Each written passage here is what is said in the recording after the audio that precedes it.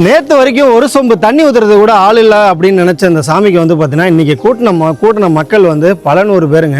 உள்ளூர் மக்கள் மட்டும் இல்லை, வெளியூர்லேருந்து கூட வந்து பார்த்திங்கன்னா கலந்துட்டாங்க.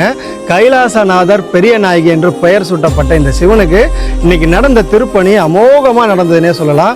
அத்தகைய அழகாக நம்ம மேற்கூரை அமைச்சு கொடுத்து அவருக்கான அந்த பலிபீடத்தை அமைச்சு சாமியை பார்த்ததும் கிட்டத்தட்ட ஒரு பெரிய கோவிலில் நம்ம பார்ப்போம் இல்லைங்களா, அத்தகைய ஒரு கலை சாமிகிட்ட வந்துருச்சுங்க. மக்களே நினச்சிருப்பாங்க நேற்று வரைக்கும் இந்த சாமியை நம்ம இப்படியே விட்டுட்டோமே, இத்தகைய ஒரு அழகா அப்படின்னு பார்க்குற அளவுக்கு நம்ம வந்து பண்ணி கொடுத்துருக்கோம்.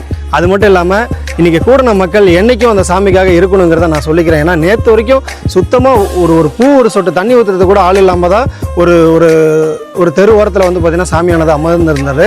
ஆனால் இன்றைக்கி 29/6/2025 நடந்த திருப்பணி இந்த ஊர் மக்களே இந்த கமலில் பார்த்தா சொல்லுவாங்கங்கிறத நான் சொல்லிக்கிறேன். அத்தகைய ஒரு அழகாக இந்த திருப்பணியானது நடந்து முடிஞ்சதுங்க.